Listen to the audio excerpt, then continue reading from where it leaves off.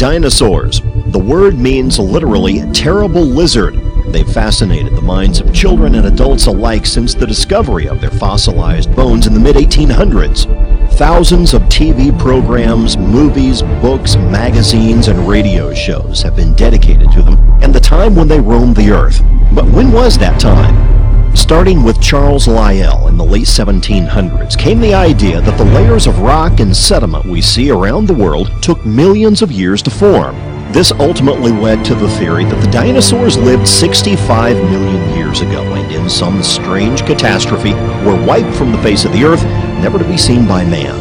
Today, the idea that dinosaurs and man were separated by 65 million years is accepted as fact, with little question by most people. But is it true that man has never seen a living dinosaur?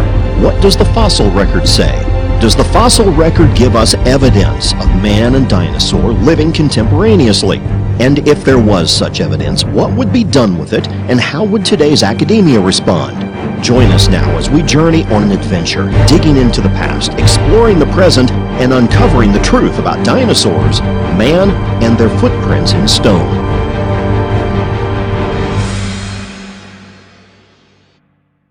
Nestled in the rolling hills of north-central Texas is a little town called Glen Rose.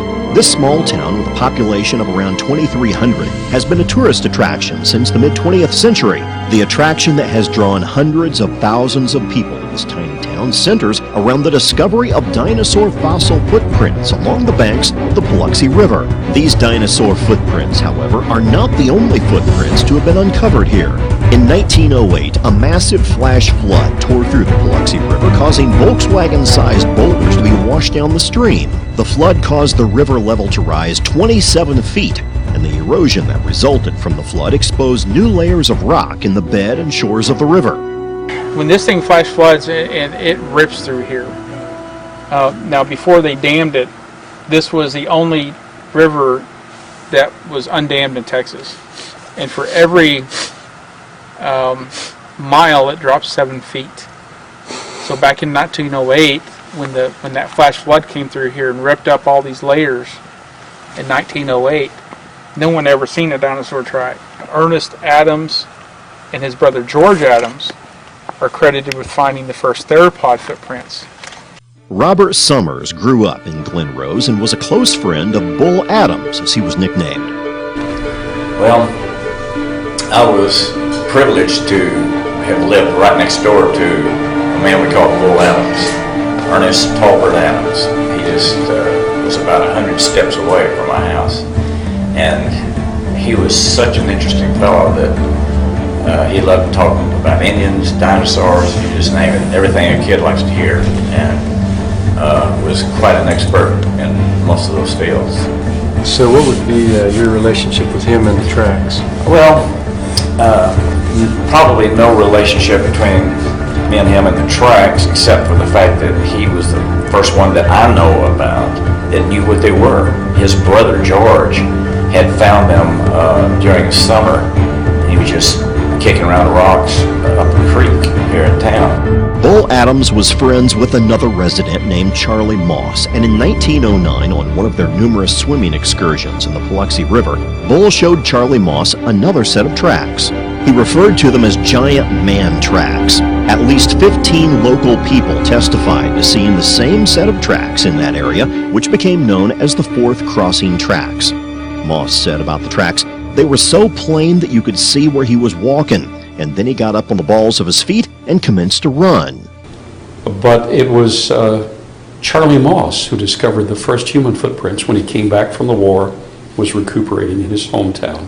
First human footprints among dinosaur footprints after a spring flood had ripped up the ledge. Well, Bull Adams examined them, and Bull Adams, the scholar, Oxford scholar, who grew up here as well, thought that actually, since he was an anthropologist, he felt that the earliest evidence of man was at Glen Rose. Emmett McFall, another local resident of Glen Rose who owned property adjacent to the Biloxi River, claimed to have first seen the giant man tracks in 1923 when he was 28 years old. What do you remember about your grandfather Emmett and what he found and saw? Well, of course, personally, I first remember in the 50s, in the early 50s when I was a young boy, but he bought this place in 1929. And just a year or two after he bought it, they had a big flood, and he'd uncovered some of the tracks that are visible today. But Emmett McFall, when we went to his house, it was the most unusual house, I guess it's still over there, and he had some of the tracks around a tree. He's the one that, he and Cecil Doherty, the one that told me where they were. And then I'd take field trips every year. When the stock market crashed in 1929, the Great Depression hit, and many people did just about anything they could imagine to earn money. Several local residents, like Jim Riles and his wife, took up the side occupation of chiseling dinosaur tracks out of the riverbed and selling them to tourists. During the 30s, he had a man that worked for him that lived here on the place named Jim Riles, and Jim dug out what we call human tracks and dinosaur tracks, and they sold them to different people. To the residents of Glen Rose, Texas, the idea of man and dinosaurs living together was not so strange. Before the 1930s, the theory of evolution had not become widespread throughout the public education system. As a result, the residents in and around Glen Rose thought nothing of these giant human footprints in stone. The amazing thing about it is that I wasn't amazed at the time. And we were looking at these tracks, and I walked over to the side and I said, well, they must have been playing with the kids down here, because here's some boy or man tracks right alongside of them, but I didn't think anything about it. And until much, much later, found out the significance of man tracks with dinosaurs. I didn't have a problem with that. And until I started learning some of the things they were teaching in schools, that man came along a long time after the dinosaurs, supposedly. A very clear and pristine human track was extracted by Riles and then sold to a Dr. Cook in Cleburne, Texas. Well, I guess that was in the 30s, or it might have been in the 40s. He dug out a real good one that he sold to, he was a doctor, an MD over in Cleburne in Johnston County, and it was perfect. I never seen the actual track. My dad and my granddad did, but I seen pictures of it. But it had just perfect 5 toes, arched the foot, heel just like we have today if we was to step in mud, and then the mud would harden, and fall. I mean, it was perfect. Thousands of people claim to have seen this track, which was on display on the wall of the Cook Medical Clinic. Unfortunately, upon Dr. Cook's death, it is believed by his son that the track was stolen and is still missing to this day. In the late 1930s, early fossil hunter Roland T. Bird came to Glen Rose looking for fossils and dinosaur tracks. His initial interest in Glen Rose was sparked by a set of fossilized human footprints he saw on display in a small Arizona trading post. Bird was quoted as saying this in Natural History magazine, quote, "Yes, they apparently are real enough. Real as the rock could be. The strangest things of their kind I have ever seen.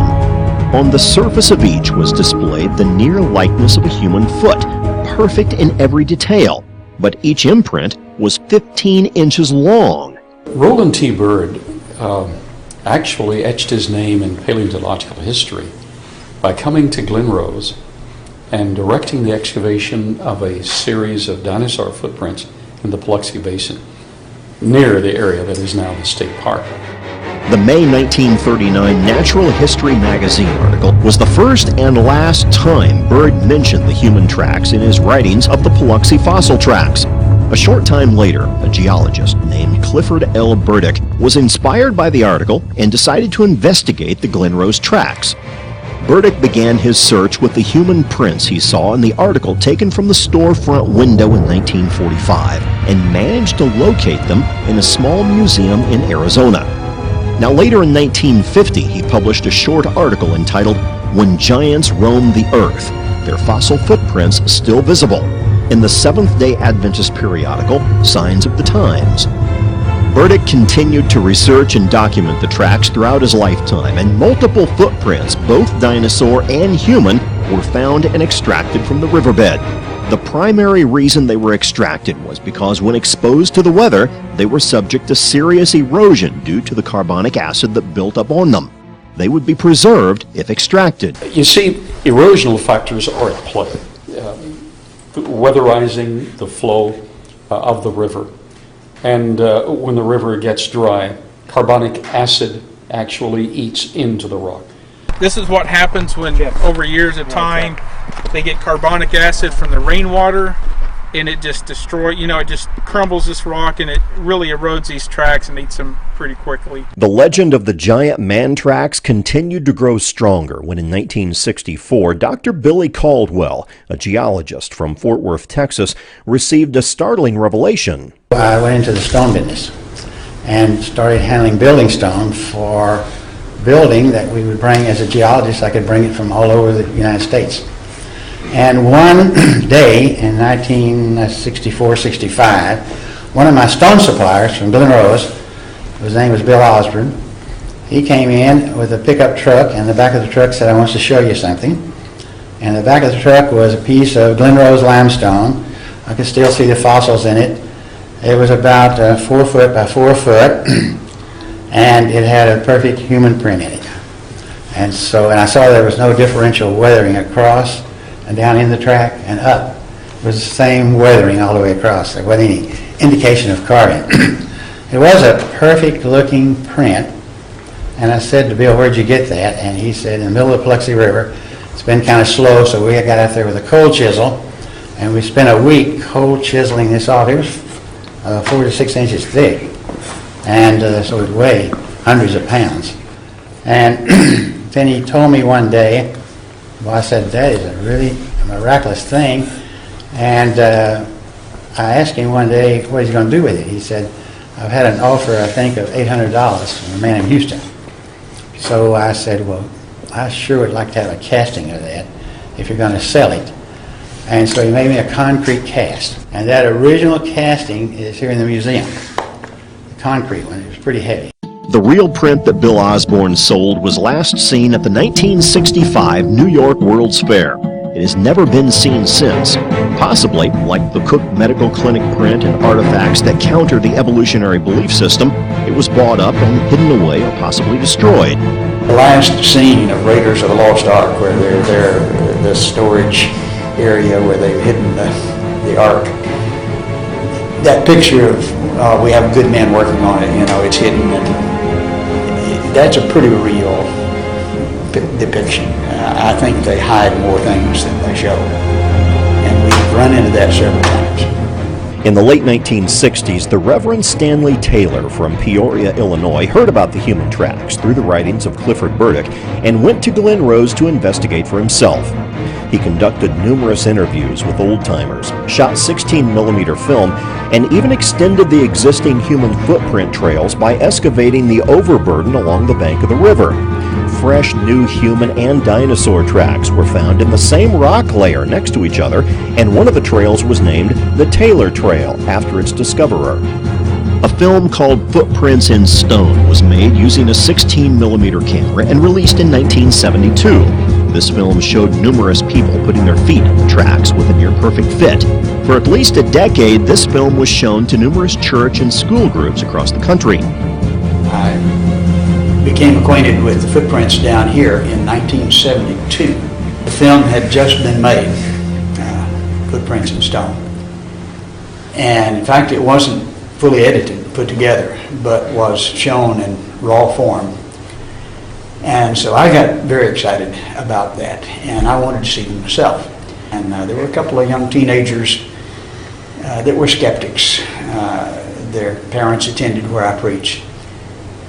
I got them to go with me on this trip. We rented a motorhome. I got to see the footprints, and they got to walk in them and stick their feet in them and feel that they fit. And they became devout Christians as a result of that. I saw the effect, and I believe this was very good evidence.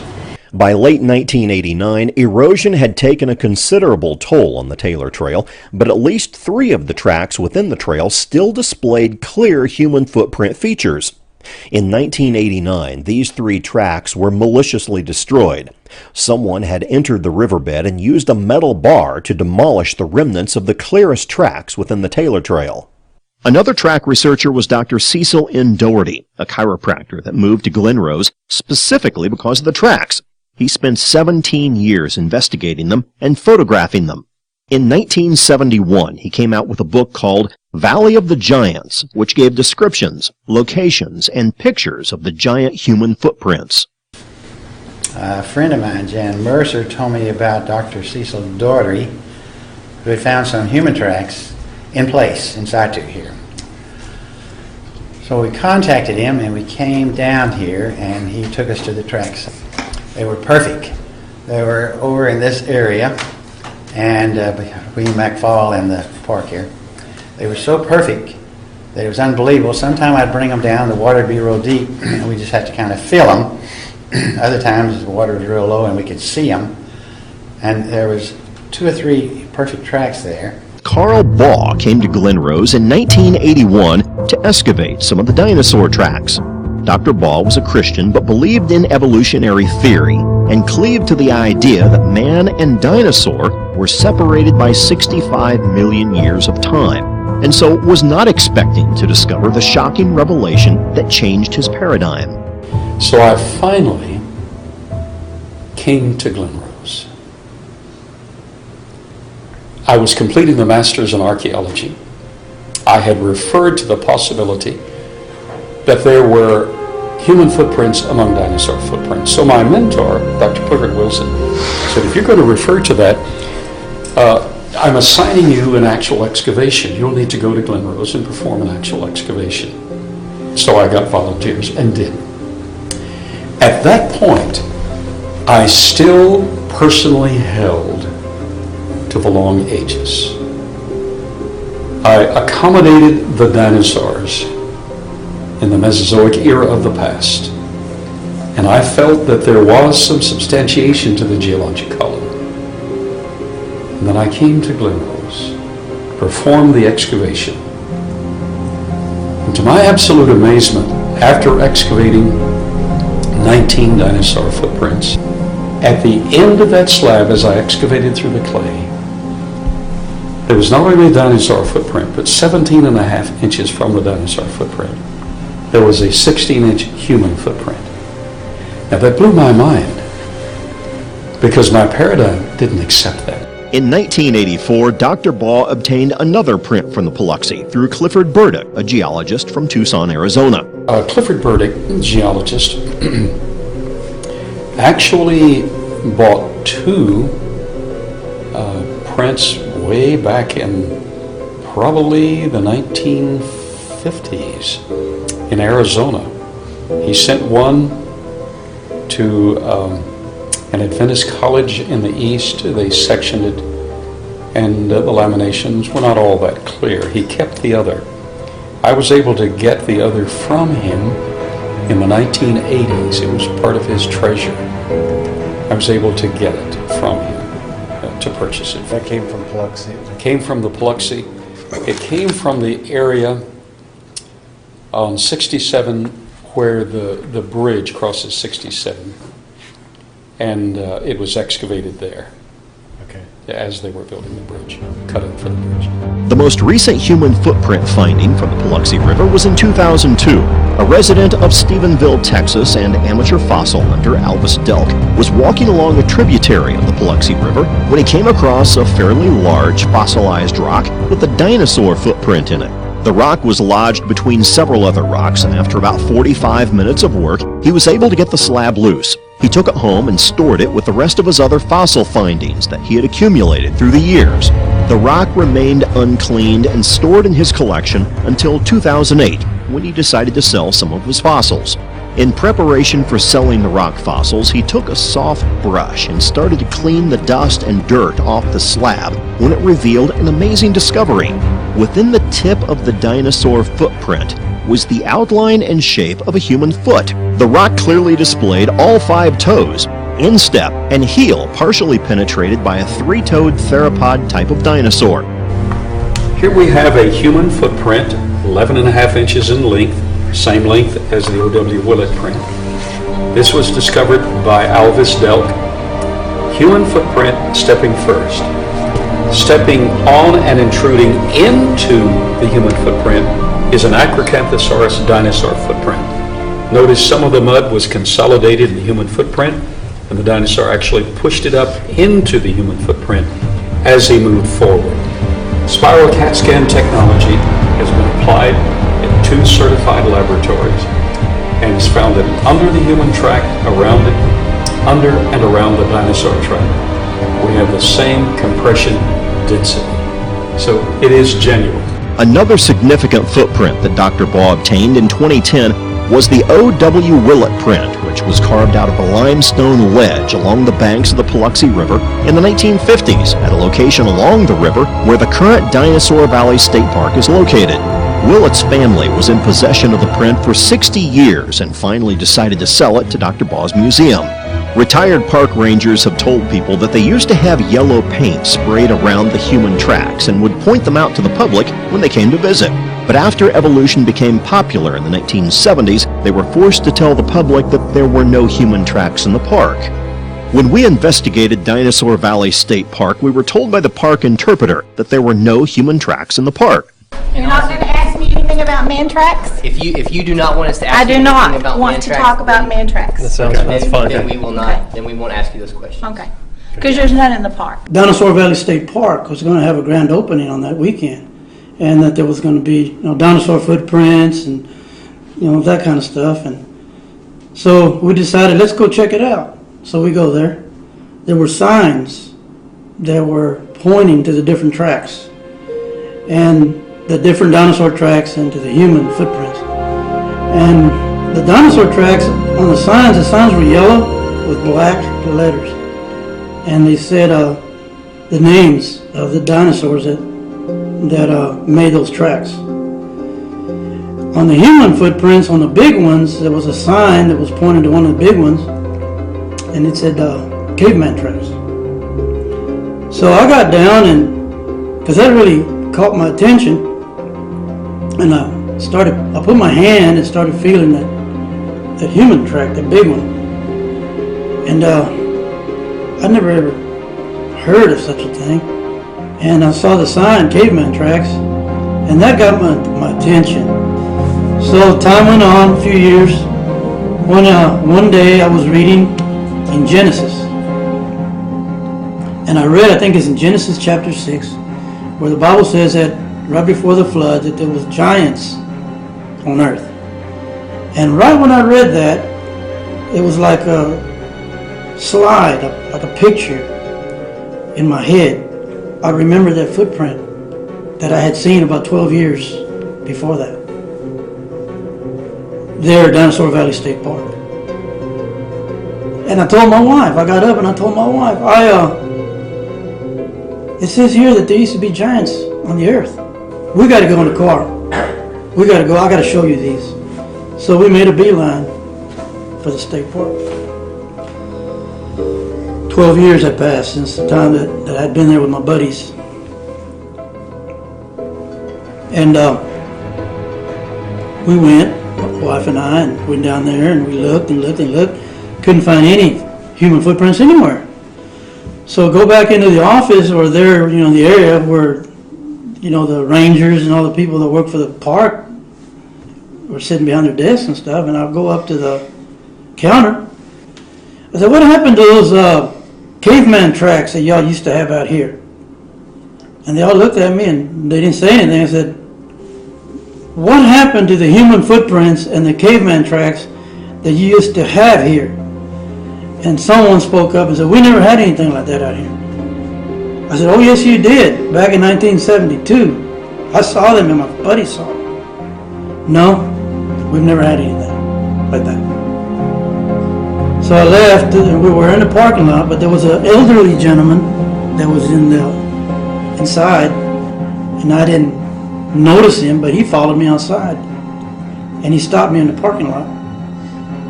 And he said, pardon me, sir. And I said, yes. He said, I heard what you were saying inside. I heard what you were asking those people in there. He pointed to it's kind of wooded around in there. It's up in the It's hilly and wooded. He pointed through the woods, and there was a building, a small building like a shed. And he said, those signs that you said you read, the caveman tracks and the dinosaur names that were on those signs, he said, they're in that shed, they're in the woods. That shed, you see it? I said, yeah, I see it. He said, those signs are in that shed. And I asked him, how do you know? He said, I put them there. And I said, you put them there? He said, yes, I put them there. He said, I used to work here back during that time that you're talking about. And I asked him, I said, well, what happened? And he said, well, they took the signs out and they took the footprints. They took them out. And I said, well, then they were here. He said, oh, yeah, they were here.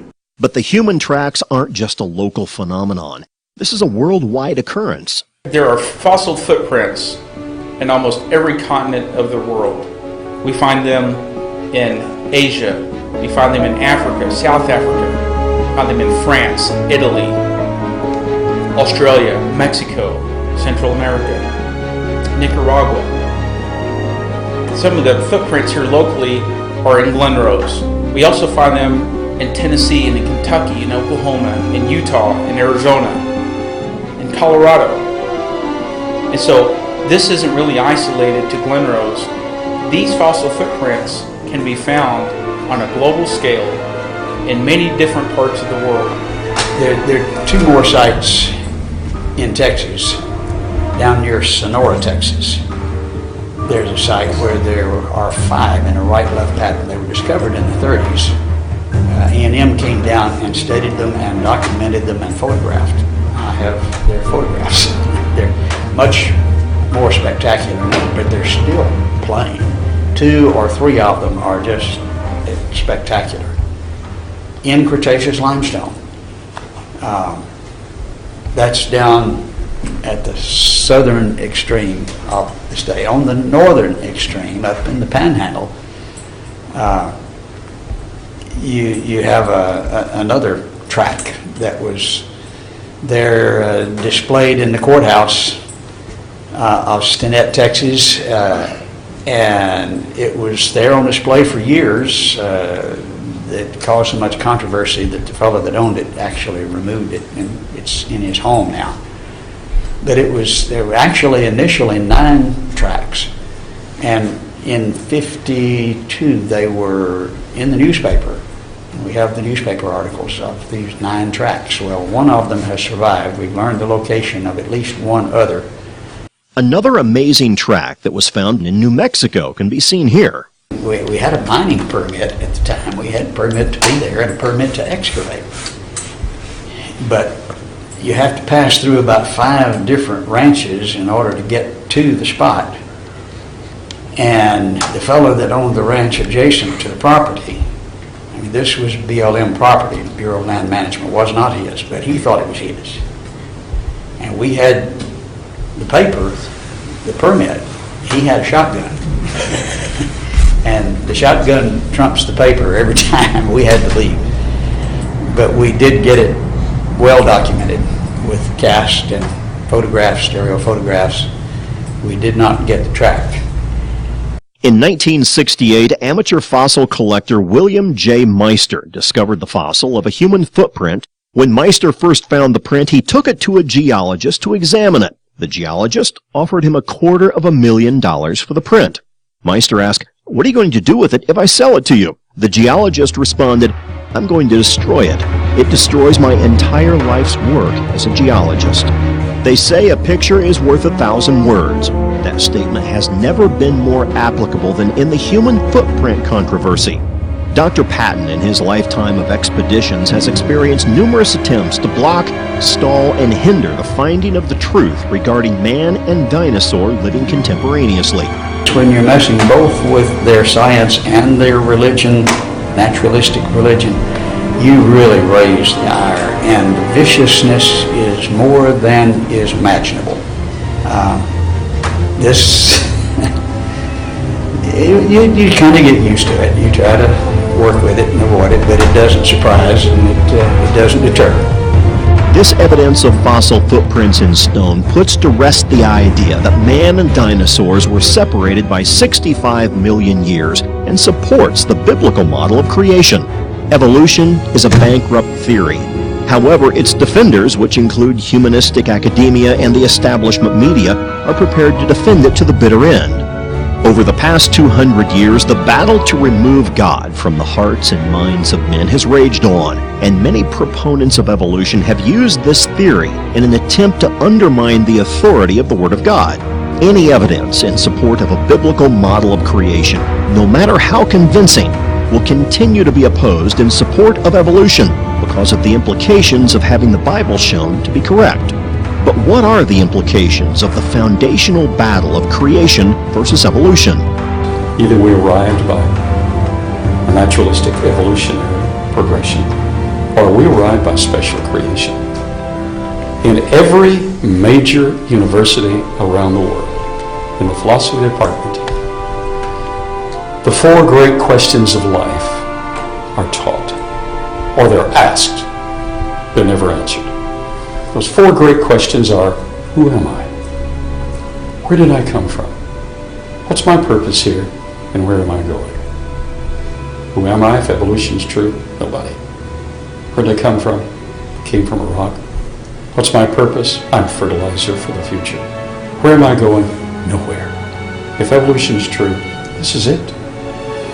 But some creationists hold to evolution and say, well, this is how God did it.